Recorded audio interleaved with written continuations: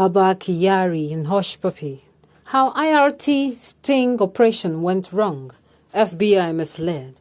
Welcome to the news, and thank you for tuning in to listen.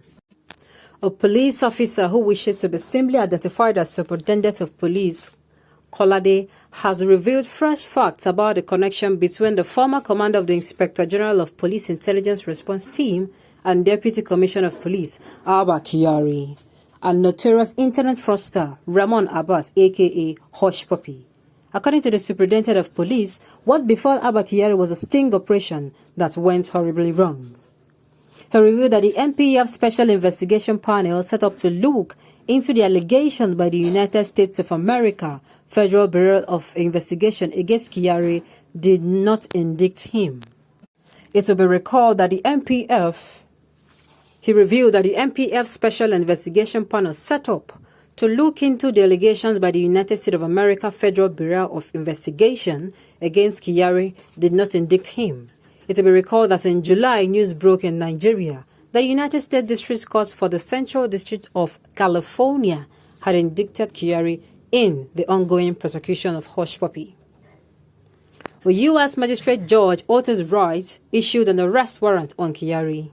Also, unsealed documents in the U.S. stated that Kyari allegedly arrested and jailed one Chibuza Vincent on the instruction of Hush Puppy. He also allegedly sent Hush Puppy's bank account details into which he could deposit payment for Vincent's arrest and imprisonment.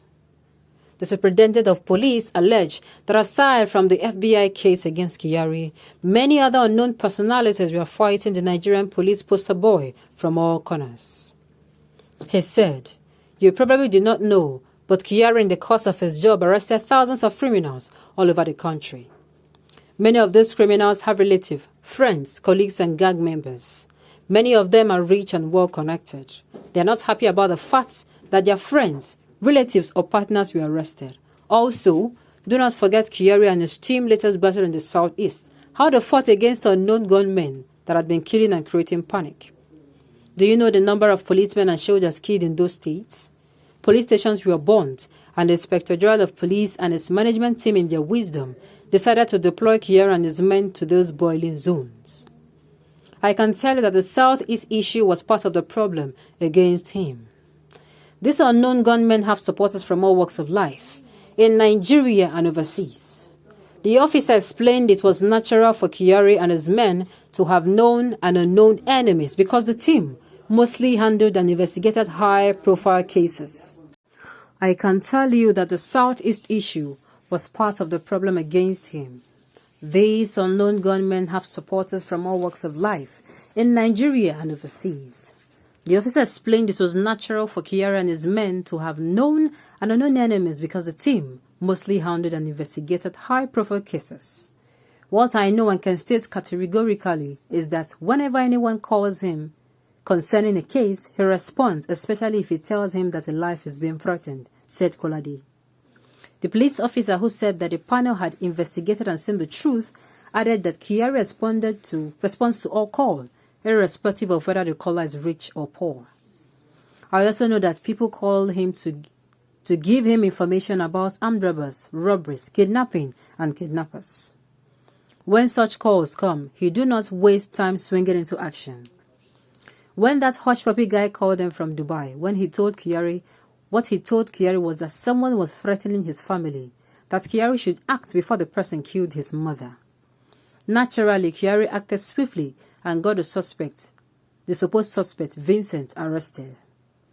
Kolade explained that during interrogation, Vincent told Kyari and his team that he never threatened Hush Puppy's family, adding that they had a disagreement over money sharing formula. He continued, Vincent and this Hush Puppy guy who was in Dubai did a business together. Hush Puppy got the money for the deal but refused to give Vincent his share. It was because Hush Puppy refused to share the money that Vincent decided to spoil the job for him. But this Hush Puppy guy was able to find a way to continue the job. Hush Puppy wanted to punish Vincent. While under interrogation, Vincent confessed to other frauds. I heard he confessed to have been into a fraud in the past 10 years and that there were others doing the work with them. He mentioned that they had connections and members in Malaysia, South Africa, and other countries. He also said that the business that had caused problems between him and Hush Puppy was their second deal together.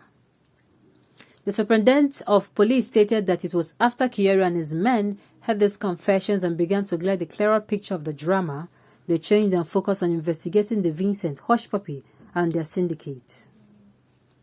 Kolade said the policemen decided to detain and investigate Vincent further to get more information about his dealings with Hush Puppy and others. A court order was obtained for his remand for 2 weeks. After that, a search warrant was obtained and a search was carried out in his house, and many documents of different countries were found. The police officer explained that after the 2 weeks remand elapsed, the policemen got another remand for additional 2 weeks. Before the additional 2 weeks elapsed, Vincent fell sick and was granted bail. That guy Hush Puppy was said to have kept calling the policemen, asking them to send the suspect to jail and to fabricate charges against him. In fact, one of them, the policemen refused. In fact, one of them told me that they had a meeting with their boss, Kyari, and he told them that the confessions of the suspects meant the case should be further investigated thoroughly. I also heard that the plan was to charge Vincent and Hush Puppy, but Hush Puppy was in Dubai.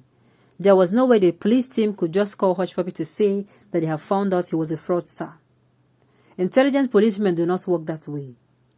I may not be a commissioner of police, but I know that as a policeman, when you discover someone is into a crime and doesn't stay in the country, you have to play along with him to lure him into believing you're on his side so that you can also get him.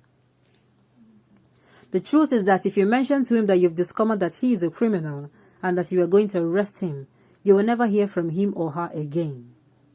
The door of ferreting on further information will be shut.